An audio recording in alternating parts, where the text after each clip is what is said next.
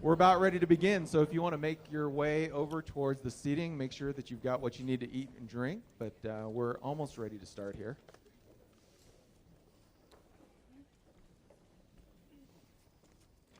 All right. Well, a very early good morning to all of you, and thank you for coming out to the State of the Campus address. I'm Daryl Maeda. I'm a professor in the Department of Ethnic Studies, and it's my pleasure to welcome you here today. I also want to welcome not only the people who are here in the room, but those of us who are watching and participating via live streaming.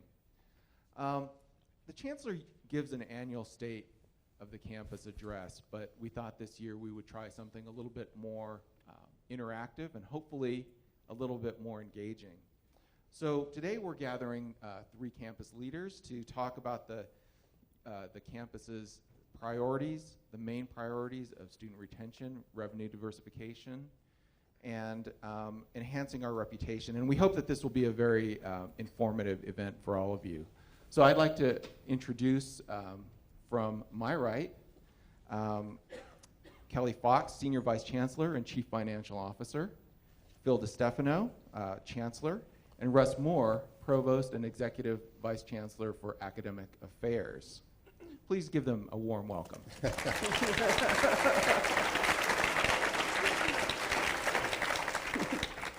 And I'd also like to introduce my fellow moderator, Bonith Ahanaku.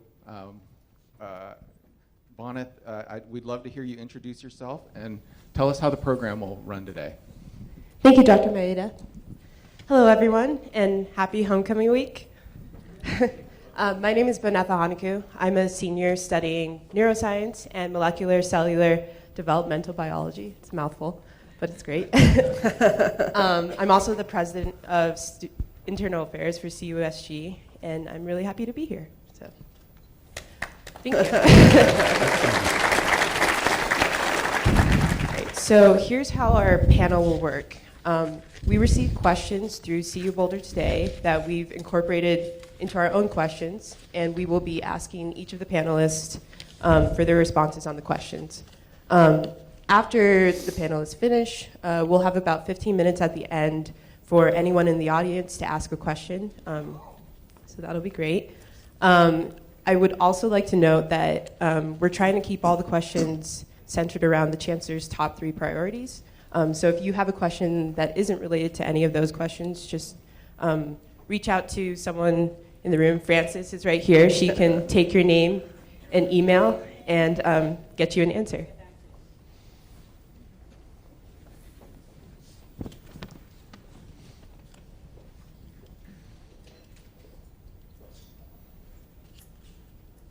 Well, since this is the Chancellor's State of the Campus event, Chancellor, do you want to make a few opening remarks and get us started? Sure. Thank you, Daryl, and good morning to everybody. And let's try to keep this informal, so it's Russ and Phil and Kelly, as opposed to Provost, Chancellor, and Executive Vice Chancellor, Senior Vice Chancellor.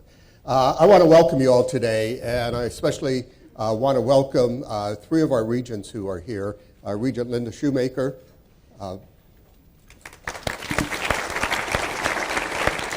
Regent Steve Bosley, and Regent Irene Grego is on her way. She said she's going to be a little bit late. I haven't seen her yet, but I'm sure she's going to be here in a few minutes. Also, my wife Yvonne, who's with us, so thank you. And today I'm looking forward to a really productive dialogue with all of you about our 3 campus goals. And before we get into it, I want to ask, how many of you watched the video? Oh, great. They still showed up. How many of you think we need some lessons? Absolutely. It was the first time we did this. We had a lot of fun doing it. It only took like 25 or 30 takes for about 25 seconds. But again, I want to thank you all for being here. And in the past 6 years, I've given the State of the Campus in the fall to talk about where we've been, where we're going, And it's really been me on the stage talking to you. But last spring, if you remember, we had the town hall meeting. And in the town hall meeting, Russ and Kelly and I sat up here with two moderators. We had a really, I think, productive dialogue. We talked about things that I know are on your mind as faculty and staff and students. And the feedback that we received was very, very positive about the way that we handled it. And so instead of doing the traditional state of the campus, we decided we would follow through on that town hall meeting and have the three of us. And what we want to do is talk about our three goals of student success, revenue diversification, and reputation. Where we've been, what have been the challenges, what have been the opportunities, what we've achieved, but also how do we move forward. And I want to make sure that I get your input. We all want to make sure of that we get your input about how we move forward to reach those goals. The goals are very ambitious, but they're ones that I think we can achieve in a timely fashion.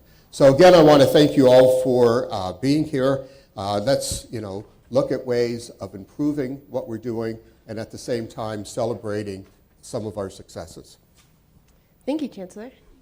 I mean, Phil. Phil. So, Phil, one of your key initiatives was student success, and you defined that as an 80% graduation rate. How's that going so far? I think it's going fine. There's still a lot of work to do, and let me start off by saying when we decided on 80%, and right now we're at roughly 71%, and we said with the incoming class last year that by 2020 we would get our 6-year graduation to 80%. That's a stretch goal. That's not one that is easily achieved, and I didn't want it to be easily achieved. I mean, we could have said 72, 74, and celebrated a victory in 2020. But I think it's important to have stretch goals and to really work with the faculty, work with the staff, work with the students to make sure that we're moving that needle forward. Okay, so Russ, how do we make sure that needle does move forward? Yeah, so we're embarking on a number of initiatives. In fact, we're a fair way down the road on a number of these initiatives. And I'll just articulate a few of those. One, we revamped our student orientation process this year. Many of you have heard about this. In fact, many of you in the audience have been participating in this new student welcome process. So as opposed to having students, incoming freshmen, show up on campus in the middle of the summer and getting a ton of information in a day and a half or 2-day period, we engage the students in formats that they're used to communicating in. So basically there's a lot of online video format, but there's high touch in it as well. So the minute students are accepted to CU-Boulder, we're reaching out to them, connecting with them, and helping guide them through all the way through the summer on what they can expect when they get to campus, how they can sign up for classes. And the idea there is to develop a relationship between the incoming students and the campus. One of the biggest reasons students leave any college, for that matter, but certainly we have data for CU-Boulder, is lack of sense of belongingness. And so we have a lot of data on that. So the new student welcome process is designed to embrace and welcome students to campus, and then we're going to try to stay engaged with them all the way through their college careers. We're revamping our approach to advising. And I'll just, a lot of things are going on, but in arts and sciences, I'll point them out because they're the largest college on campus. So they have student coaches, so students who are finding themselves struggling a bit academically, we can intervene with student coaches. We're implementing peer advising. This has been used at other institutions around the country with great success. We have drop-in advising, and the joke, it's not really a joke, but I think it's kind of funny, is we're actually advising students at hours when they're awake. So instead of 7 a.m. to 4 p.m., for example, we'll do 10 a.m. to 6 or 7 or 8 p.m. And then we have drop-in advising in the library. So we're taking a multifaceted approach. And the idea, and the philosophy for advising, by the way, we're trying to get away from transactional advising and trying to get more into holistic advising. Again, so advisors can actually create a relationship with the students and actually guide them through their academic career as opposed to just helping them sign up for classes. So we have a lot of initiatives ongoing, and those are just a few of them. So we're really trying to focus on that. And by the way, these best practices have been shown to be effective at other institutions around the country, so we're trying to do that. And if I may add about our graduation rates, this past year, we've actually, when you look at from freshman to sophomore retention, in the past we were losing about 16% of our students. So from freshman to sophomore year, we had about an 84% persistence rate. And this year, we dropped that 16% to 14%, which I think is great in 1 year, so that the persistent rate is now 86% this year. But what's really interesting, that, and I really want the faculty and staff to take note of this, of the students who are leaving from that freshman to sophomore year, about 25%, 25% are leaving with a grade point average of 3.0 or better. And that's a group that we really want to take a look at and say, why are they leaving? Why are they leaving the university? And you know, Russ mentioned that this whole idea of not feeling connected, of not being a part of the university is a real key factor. And just think if we were to retain that 24%, and I know we're not going to be able to retain all of them, but retain a significant number of that 24% who are leaving, that would really increase not only the persistent rate, but I think it would get us on track on the graduation rate to reach that 80%. So that's an important statistic that I wanted to mention to the faculty and staff and the students here. And let's think about how we can really work together to see, again, why those students are leaving and what we can do to keep them here. Because, again, they're leaving with a 3.0 or better. Yeah, and I think another added benefit is that improving retention also improves the revenue diversification goals that you've put out as well. Absolutely. Well, faculty often say, send us good students and your retention rates, your graduation rates will go up automatically. So what do you think of that, Phil? Well, absolutely. I mean, that's sort of one of the key points is to recruit the best and most talented students, both in-state and out-of-state. And we've been doing that, and we've been talking to our guidance counselors. I know our admissions department, Kevin's here today. Our admissions department does such a great job of helping us to recruit the best and the brightest students. But you have to realize, too, that Colorado is a state where there's huge competition for our best students.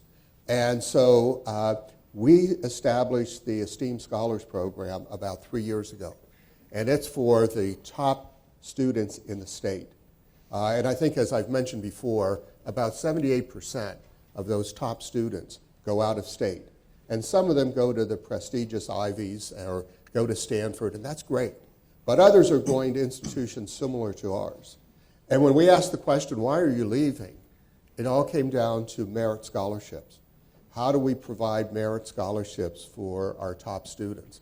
And so we established the Esteemed Scholars about 3 years ago, where we're giving out merit scholarships. And the Scholars Program is working. This year we have close to 1,000 freshmen, resident freshmen, who are Esteemed Scholars. And that's about 1/3 of the population. So when you take a look at our resident population, first-year resident students, about 1/3 are Esteemed Scholars. We need to keep doing that. We need to build that endowment, and we'll talk later as far as revenue diversification about increasing our endowment, increasing private fundraising, so that we can attract those students, we can keep them in the state. Just 3 years ago, in the freshman class, we had 300 Esteemed Scholars. So in a 3-year period, we've done extremely well in recruiting the best and the brightest. And we need to do that because the competition is so fierce in this state for the best students. That's right. So are we planning on providing faculty and staff with the data on student success and how that applies to the department level? Yes. So actually, we're engaging data very intensely, and so we're using a data analytics approach to try to figure out how best to deploy our assets on campus. We've invested significantly. Vice Provost Mike Grant is ultimately in charge of these goals, and we've added Associate Vice Chancellor Associate Vice Provost Paul Chanowski for Student Success. So he's an owner of this. And one of the things we're doing is we're using data to determine, again, where best to deploy our assets. One great example that I'm really proud of the faculty about and a number of the staff is several years ago, the Boulder Faculty Assembly deployed a faculty mentorship program where they adopted incoming freshmen. So last year, I believe, we had over 2,000 freshmen who were paired with, matched up with faculty members, and I was a faculty mentor as well. So it was great. We had a lot of faculty involvement, had a lot of student involvement. But in my group, for example, it was the classic, I had 10 really great students. They were chronic overachievers. They really didn't need mentoring from me. They were going to be successful whether or not I met with them weekly or not. I did enjoy my meetings with them, don't get me wrong. But there are students who didn't avail themselves of the faculty mentorship programs, and so we're using data analytics to determine where best we can deploy our faculty mentorship assets, for example. One of the strongest correlates of student success, by the way, is development of in your first year, developing a relationship with a responsible adult. And a University of Texas deployed this kind of system where they deployed faculty mentors they were offered to all incoming freshmen, but certainly 60% of the freshmen were required to have faculty mentors, and they moved the needle on their graduation and persistence and retention rates remarkably. So we're, again, using data to determine where to deploy our mentoring assets. We'll also do that to help deploy housing and dining assets and to improve the climate in those places. And all of those, that's just one example of how we're using data analytics to improve student success. Well, Russ, as a faculty member, I can tell you that faculty are incredibly dedicated to student success, but we really want to know what can we do as individuals to help out in this effort? Yeah, well, to the developing a relationship with a responsible adult, certainly it's incumbent upon students to go meet faculty. That's one of the things I always recommend to incoming freshmen and any student for that matter. Go meet with faculty members, try to find out what's going on.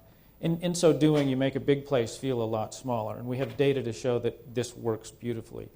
The other thing that faculty can do is they can proactively reach out to students and just sometimes say, hey, how you doing? And developing relationships that way is really good. And then I think embracing really state-of-the-art pedagogical techniques on campus. The more interactive classroom helps students feel like they're more part of the conversation, more part of the campus. And I know many of our faculty are on the leading edge of developing these new techniques. And I think if we can deploy those more systematically throughout all of our disciplines, then I think we'll see better persistence and retention, particularly early on. And as the Chancellor mentioned, that's where we lose most of our students. Cool. So I want to shift gears a little bit and turn my question towards something that a lot of students and faculty and staff have been wondering with just the way the month's been going.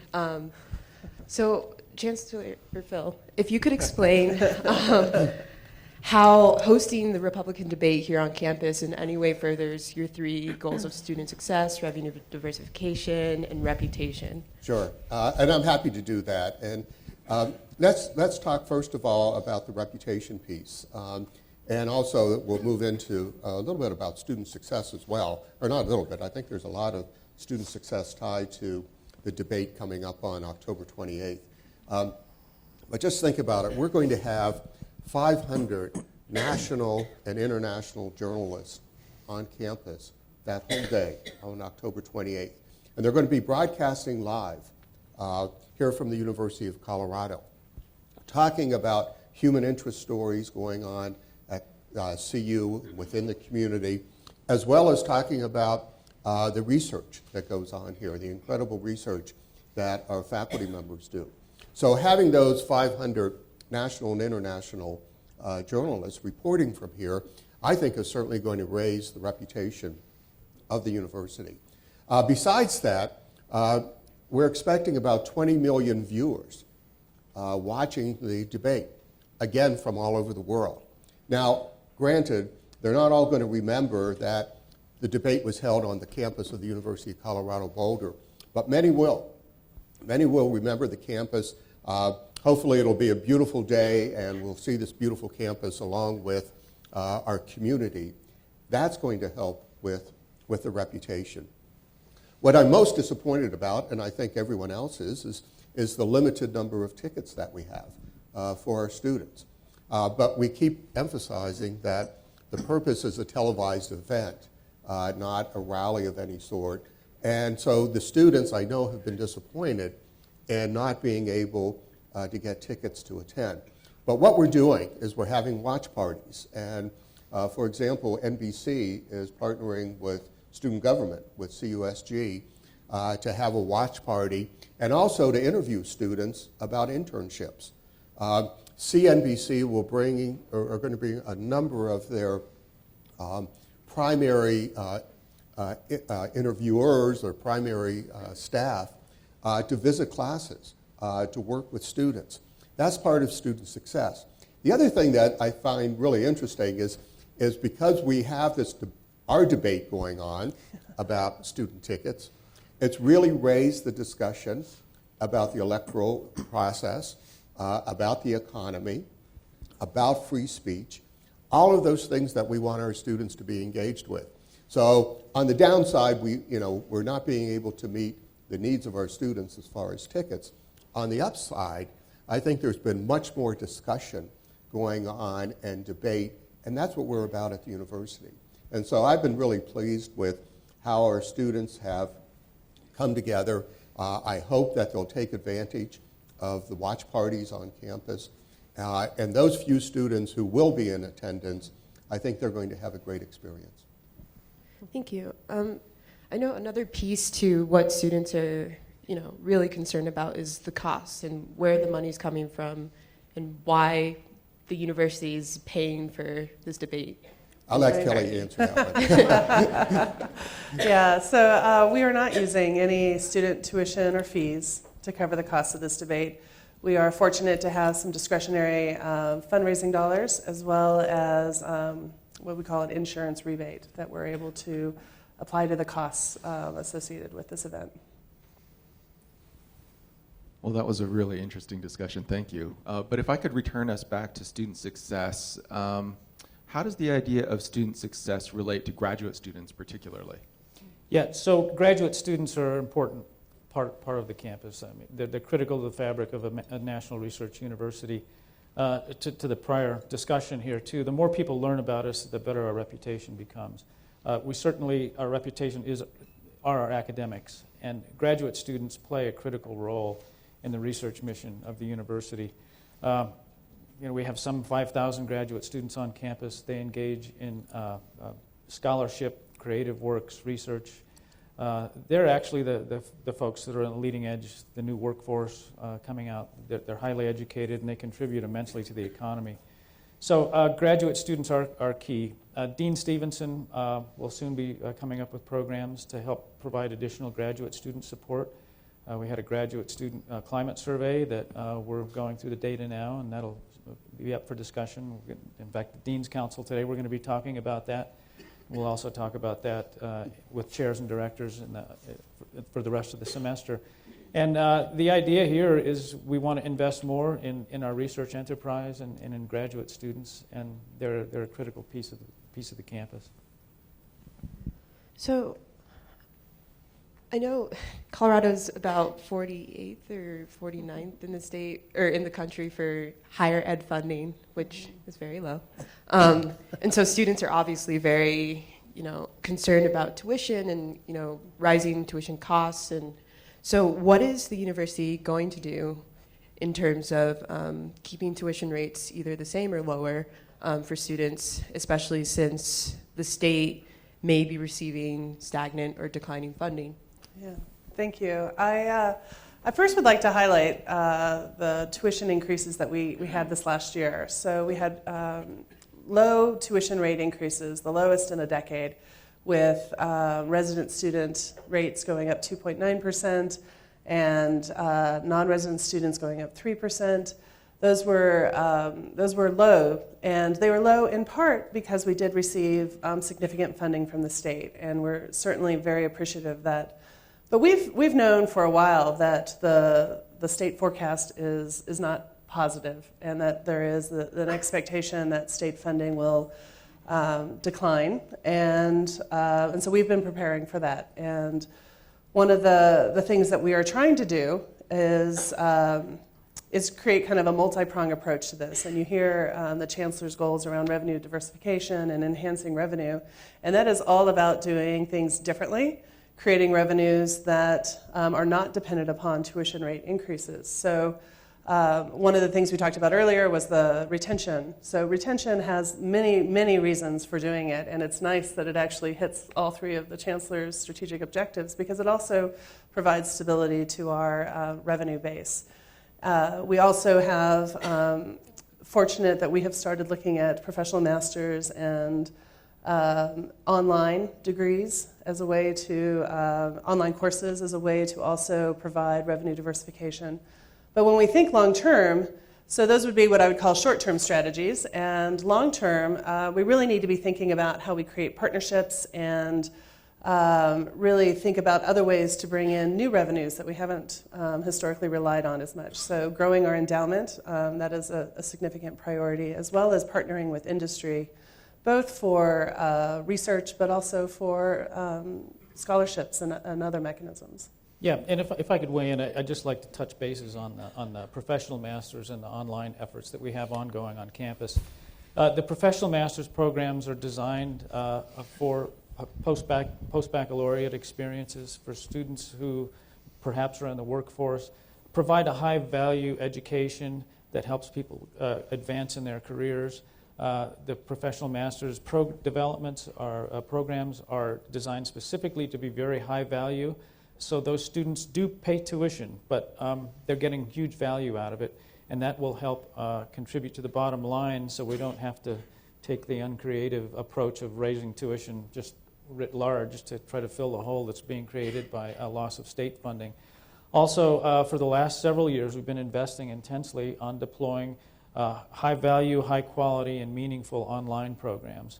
And I brought someone into my office at the behest of the Regents and the CU system and the Chancellor to really coordinate and develop a robust online presence, both not only for professional master's degree programs, but for degree completion. And degree completion, it's shocking how many students we have who leave CU 3, 6, 9, 12 credits short of graduating. So we have data on that now, back to your data analytics question, so we can identify those students, find out what courses they would need. Hopefully we could engage with them, and then they can complete their degrees. And that would help contribute to not only financial stability, but I think the Chancellor is committed to, if a student's going to come to CU-Boulder, we have to do everything we can to make sure they graduate. And in terms of tuition dollars per number of degrees, we're the most cost-effective in the state of Colorado, but we have plenty of room to improve on that. So I think those, the professional masters and our digital online and hybrid course presence provides a huge opportunity for us to get ahead of the potentially waning state support. So that's on the revenue side, but Kelly, are there also ways we can be more efficient and have cost savings? Sure, I think so. We certainly are already quite lean as a university, but that does not mean that we cannot employ some continuous improvement techniques to achieve some savings that could be redirected into the academic mission. A couple of the initiatives that we have going on that come to mind are the space utilization study. I believe most of you have probably heard something about that. We engaged with Huron in the last year to really understand how we're using our space. And we see opportunities for improving space utilization in the coming years. And my expectation is that means then there's a future building that we don't need to build, which means there are future operating cost increases that we don't need to set aside operating dollars for, which then means we can use those dollars to invest in the academic mission. I also look at the paperless initiative, and I have just been so impressed with how that has been embraced across the campus. I don't know how many people have had a chance to use DocuSign. Maybe we'll just do a quick little poll. Who all has seen DocuSign? Nice. So that's one step in what I would call the paperless initiative. Getting electronic signatures has significantly reduced the amount of time people are walking around trying to get signatures from one place to the other. But when you think about the paperless initiative, it actually is a very start to finish business process change. And so we will be reaching out to units to talk through how you could actually begin your process from a paperless standpoint, keep it stored from an electronics format, and be able to easily access the information that you need. I think you've heard me talk about the Office of Contracts and Grants and Sponsored Project Accounting and the paperless initiative they went through. And it was, it helped drive home for me how important this initiative is, because when you look in a space probably about as big as this stage, they had a room full of file cabinets. And once they went paperless, that room then became available for office space, and they were in critical need of office space. So by going paperless, they were able to solve a very pressing business problem. So those are a couple of initiatives that I see that we could work on. Well, actually, there's one other, if I could. The Capital Asset Management Plan is where we're taking funds to invest in some of our older buildings. And with that, we're creating enormous energy efficiencies. And I think some of the efficiencies that we've already achieved are somewhere around 720,000 kilowatts of electricity that has been saved. So as we go through, renovate our facilities, bring down the operating costs, those are some of the things that I see us doing. Yeah, and if I could throw one in too, so that there are not only efficiencies to be had on going paperless and things like that, but for example, with advising, I referred to some reforms we're undertaking with advising. So we have a program called My CU Hub. So that's actually a common advising software platform that is available across all schools and colleges. And what that does is it frees up time for advisors to be less transactional and to be more interactive with students. And so in terms of efficiencies, I think we will hopefully see an efficiency through the deployment of more advisor time to more holistic advising as opposed to more transactional advising. Mm-hmm. And I think, again, there's a downstream effect. If that's effective, which national data would suggest it will be, if that's more effective in increasing persistence and retention, that actually helps stabilize our financial bottom line, and it creates some virtuous quality cycles that will bring better students to campus and graduate students at a higher level. Russ, a lot of us have heard the words grand challenge. Could you talk about the grand challenge and what it's going to mean to us individually and as a university community? Are you referring to my acting? No, so the grand challenge is actually, it's called Our Space, Our Future. So the grand challenge is something that the campus embarked on, it was thought of a couple of years ago, and last year it really got some legs. And the idea is to try to position the campus to solve some great problems that face humanity and society. CU-Boulder is an incredible comprehensive university. We're well known in space sciences. Arguably, we're number one in space sciences. We're really tops in aerospace engineering. In the geosciences, we're number one or number two, depending on how you do the rankings.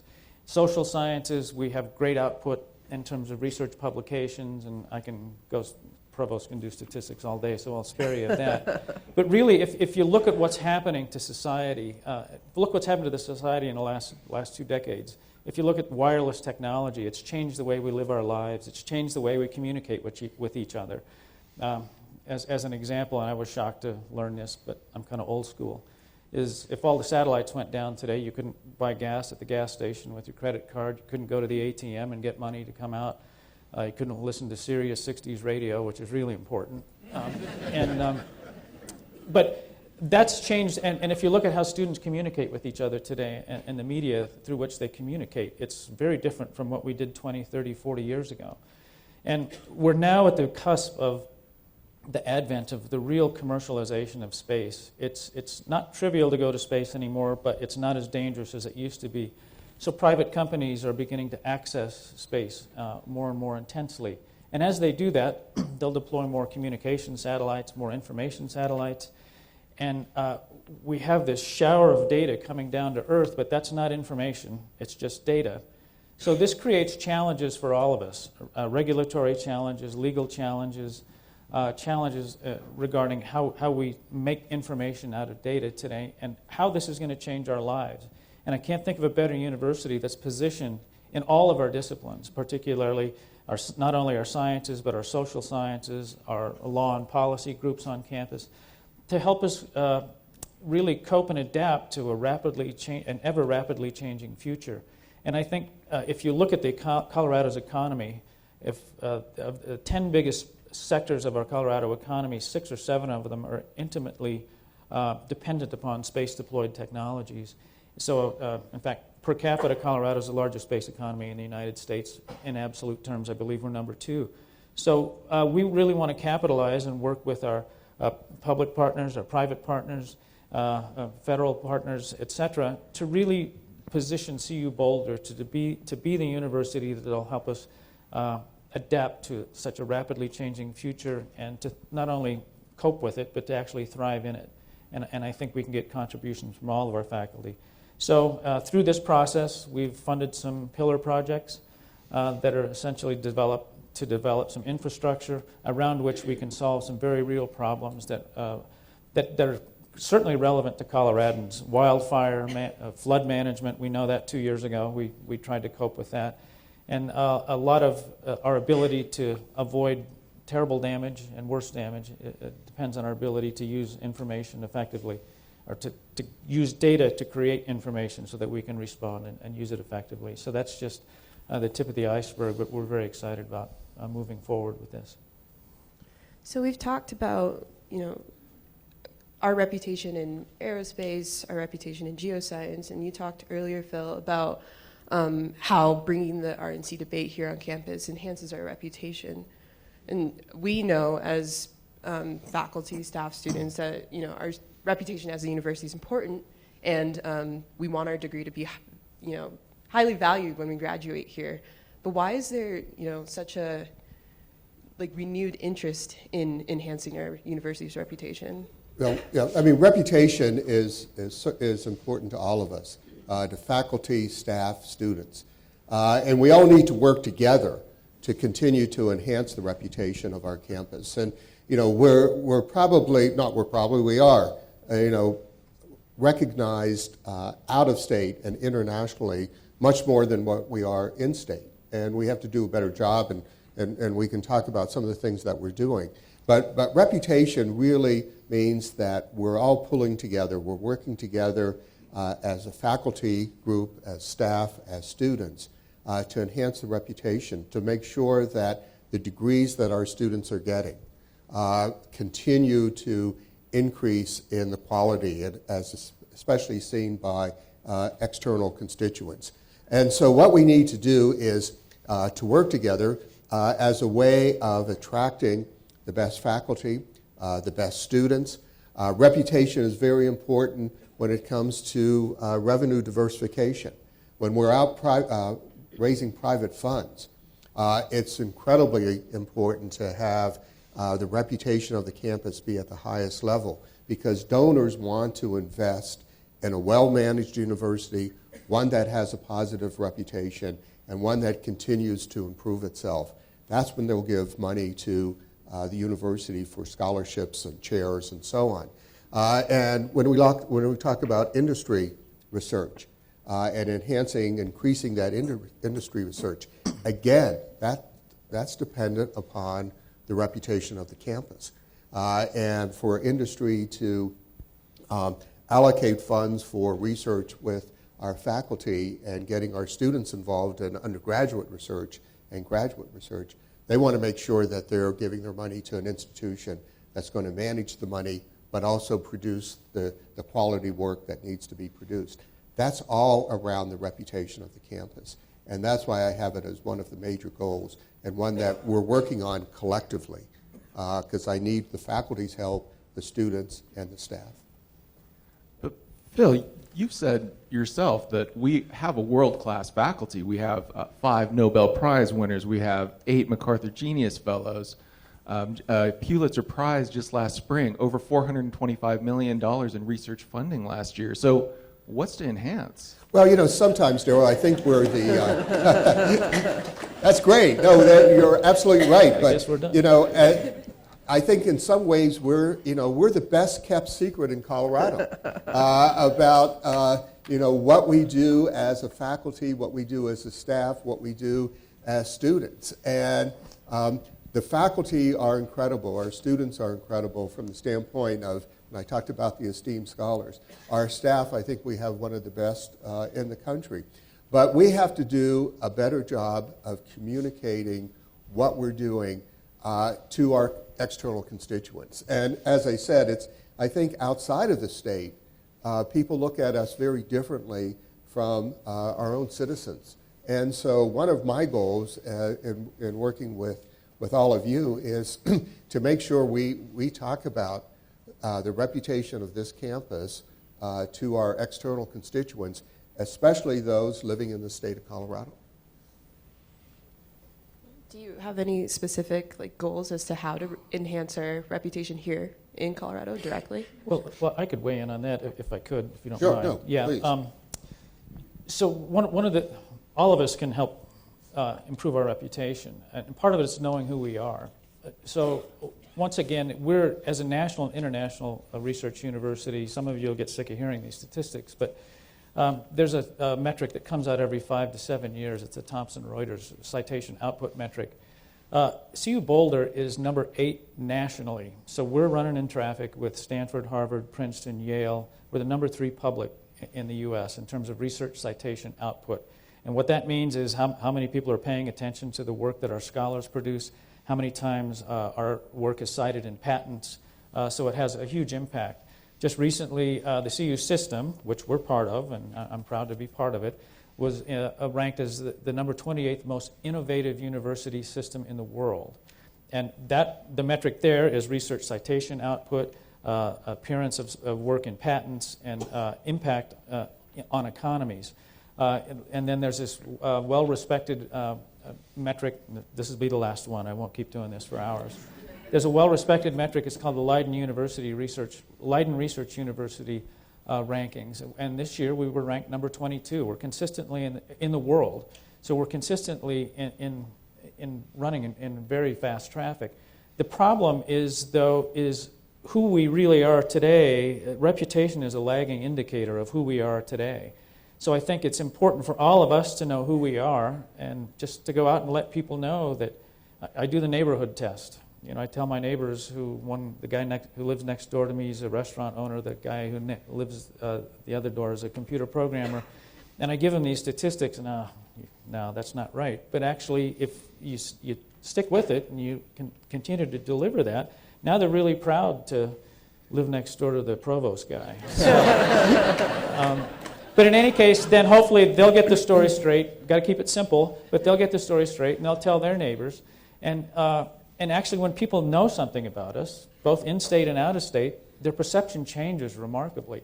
So it's not just something that we can all, as a university community, sit around and just passively wait for our reputation to change.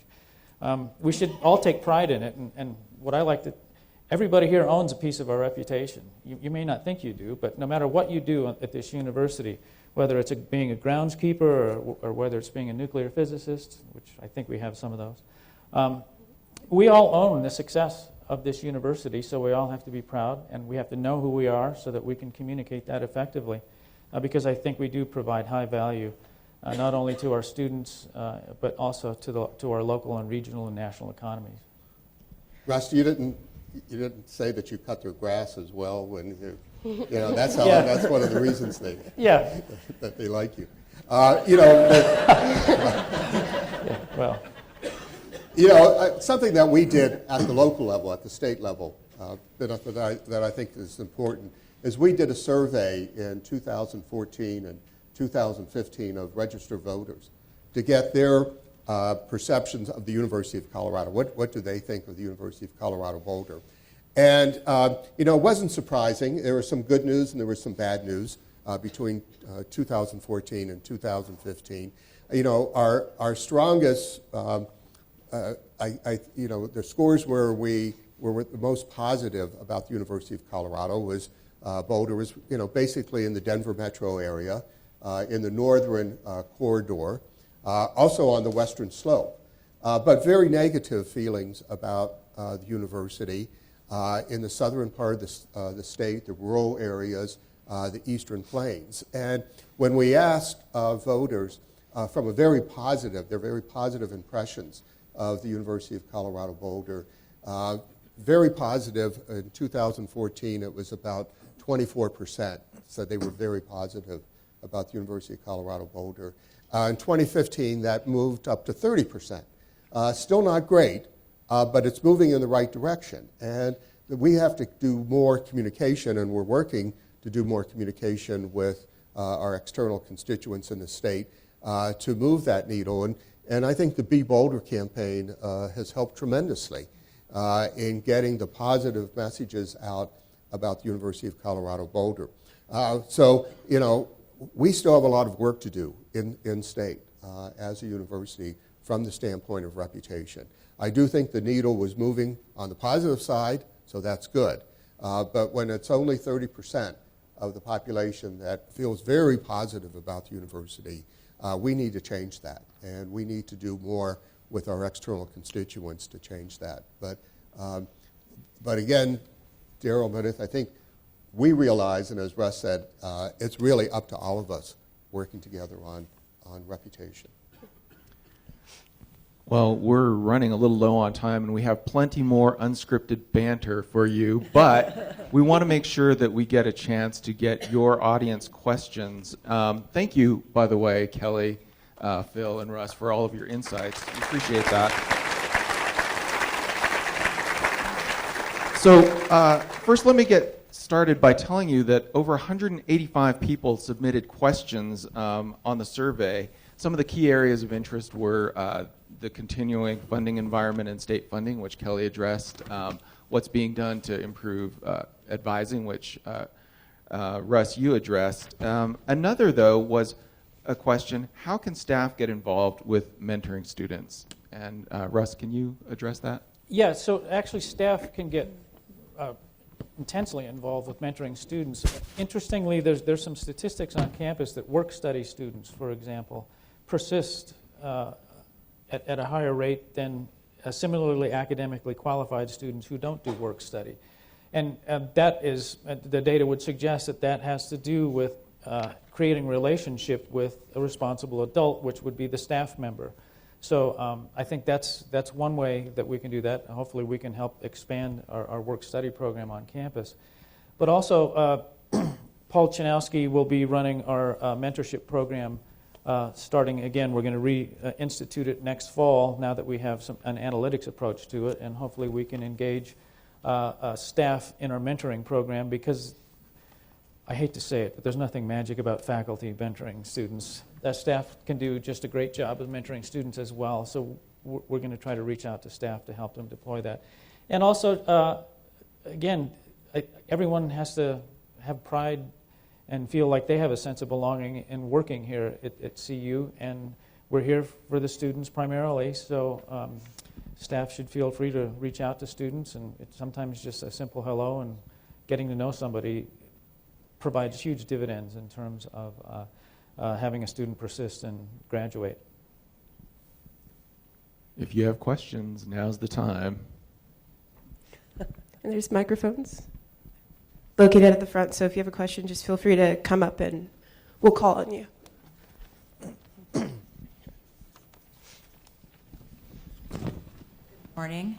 I have a question in regards to community engagement, and with improving our reputation amongst the state of Colorado, what type of initiatives and efforts are we doing to do more collaborative community engagement or community-based research within the community? Yeah, so let me take a crack at that one. So we have a number of programs going on. Within student affairs, we have a student engagement day of service program. That's relatively new. That's only 2 or 3 years old now. That's getting out into the community. And interestingly, our student body is one of the most community-engaged student bodies in the country, and we're trying to do so even more intensely. And with regard to community engagement on campus as well, the Office of Diversity, Equity, and Community Engagement is working with students, faculty, and staff alike through a survey that will hopefully come out in the coming year that'll help direct us towards engaging faculty, student, and staff interests in engaging in the community. So I don't know if I Well, I think the other, as well. if I may add to that, is continuing education and professional development.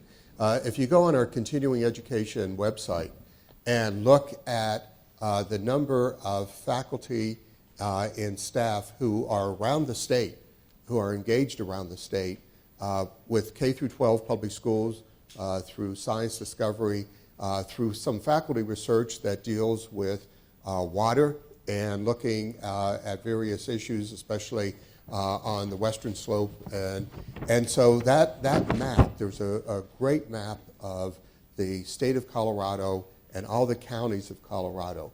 And you can pinpoint our continuing education. And I want to say, and I'll probably not get the number right, but it impacts somewhere in the neighborhood of about 200 to 300,000 individuals across the state. And again, we're doing good work there, but we have to publicize that more. So I really appreciate your question. Thank you.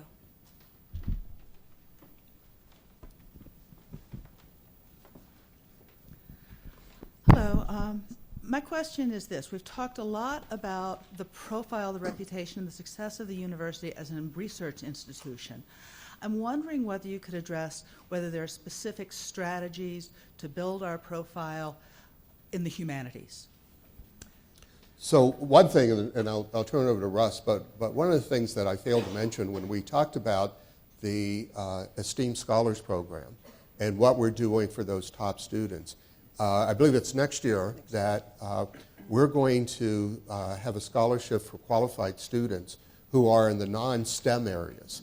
So we're going to be focusing scholarship money on academically qualified students in the humanities and the social sciences as a way of doing more recruitment in that area. Yeah, and when I use the term research, what I mean by that is research, scholarship, and creative works. It's a mouthful to say that, and so I don't mean to imply research is only natural sciences and engineering. That's far from the case. In fact, if you look at some of these rankings, our social sciences and humanities scholarly productivity actually contributes to our lofty rankings. And in terms of an investment in the humanities, one of the things that the Chancellor and I are really committed to is to maintaining our profile as a comprehensive national research university where research means research, scholarship, and creative works. I think we have a remarkable landscape on campus, an academic landscape. In fact, our academic landscape is our brand.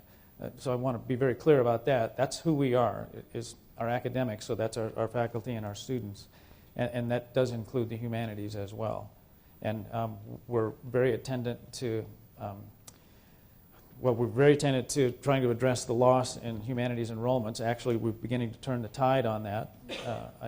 That's not only a national cycle, but I think that's a local cycle that has to do with trying to purposefully manage our enrollments on campus as well. And part of that is just to maintain the proper complexion as a comprehensive university. Great, thank you. Hi. So you both talked about retention and attrition rates. I'm sorry, would you? Yeah. Oh, sorry. So you both talked about retention and attrition rates, and that being possibly because of a lack of sense of belonging. But also on your briefing, there was also that it wasn't worth it. So I'm just curious about how you plan to make CU continue to be or start to be affordable to students as student debt rises above $1 trillion and surpasses credit card debt. Yeah, so first of all, the value of a CU degree is absolutely paramount. So increasing our reputation actually contributes to the value of a CU degree, of a CU-Boulder degree. I think we did see a downtick in student loan debt just this last year, or at least the default rate. The default rate. Yeah. Go ahead. Well, I was going to say we have also expanded some of our, so we've expanded some of our merit-based programs, but we've also expanded some of our need-based programs. So we offer for Pell-eligible students, we are now covering the full cost of tuition and books and fees. And we also are committed to what I talked about during the kind of general question session around keeping tuition increases low. So for the last 2 or 3 years, we've really kept it right at about 3%. And even as we look at those challenging state times ahead, we are finding solutions for how to keep tuition rates low. And we definitely appreciate the burden that is placed on students. I think I might point out one other thing around financial aid, and that our financial aid office has created a really nice financial education program as well. So for students who are wondering, how do I handle all of this debt? How do I handle just the costs in general?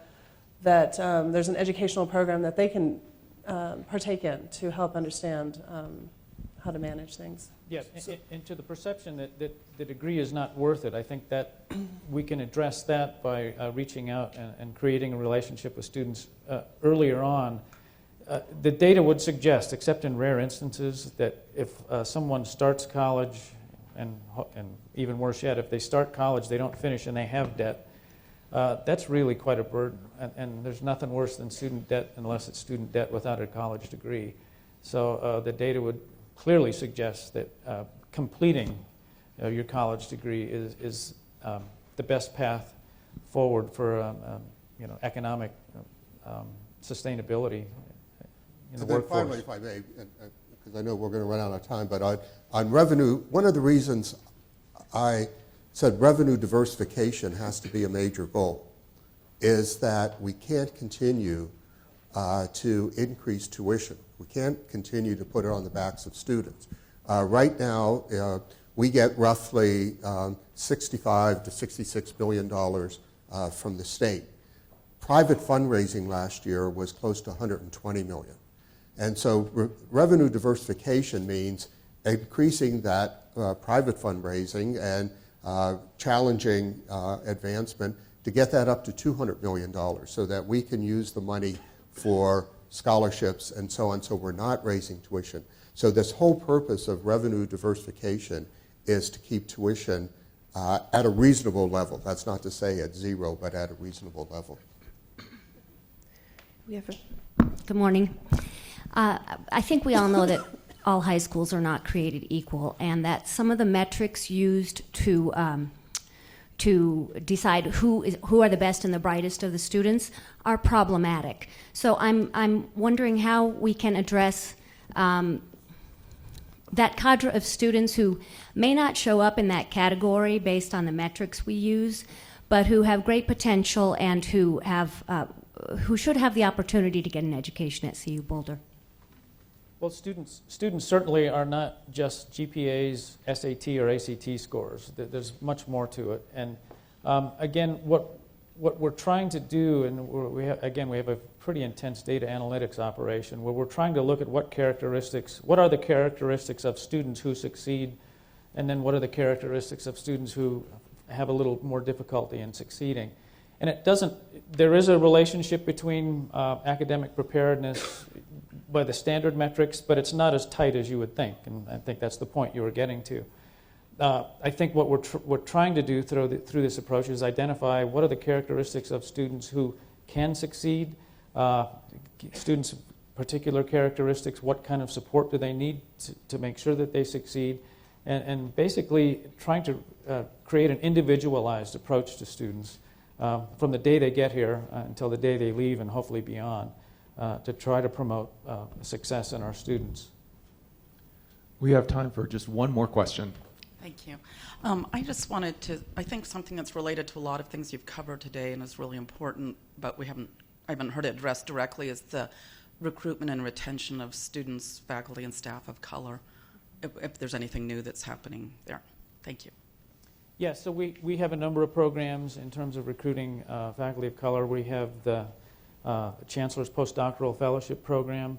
That's a consortium with minimally UC Berkeley, University of Michigan, and CU-Boulder, so we have access to a cadre of very highly talented postdoctoral fellows and people who are just finishing their doctoral degrees to try to find pipelines toward faculty positions, and that's working.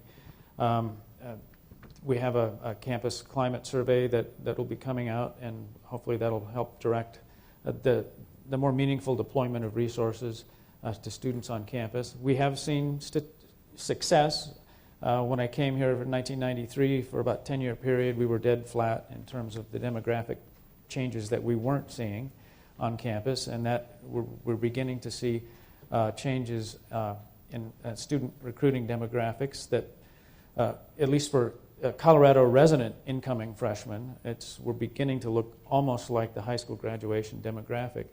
There's plenty of headroom to be had here. Again, we're through student affairs, through the Office of Undergraduate Education, and through Odyssey. What we're trying to do now is to take a myriad of programs that we have that are directed at first-generation students, Pell-eligible students, and underrepresented minorities, and try to bring all those programs together in a more meaningful way.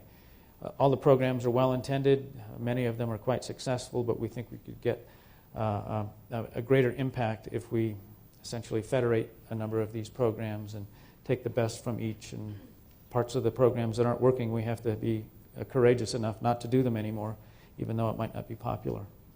Yeah, I think we could also highlight Vice Chancellor Boswell's strategic initiative around creating an inclusive excellence strategic plan. Right. Yeah, so we're at the front end of developing a campus strategic plan on diversity and inclusive excellence. And again, these conversations will intensify this semester, actually. Well, we have reached that time. Chancellor, do you have some closing remarks? Sure, Daryl. Just a very brief closing remarks. I think everything that we talked about today really depends upon the campus community coming together and working together. And if I can borrow a phrase from Rick George, our athletic director, it's all about collaboration and unity. And that's a phrase that he's been using since he came to the university in athletics. But I think it really covers the whole campus. That's what this is all about. It's all about collaboration and unity, whether we're talking about student success, reputation, or diversification of revenue. And one of our purposes today was let's celebrate the successes that we've had, because we have had successes since last year at this time when we had the State of the Campus. But we also have challenges coming up in this coming year. And let's figure out a way that we all work together through collaboration and unity to meet those challenges. And I just want to thank everyone for being here. I want to thank Russ and Kelly, and especially Daryl and Benneth for being our moderators. But thank all of you for what you do for the University of Colorado, what you do for our students, and go Buffs.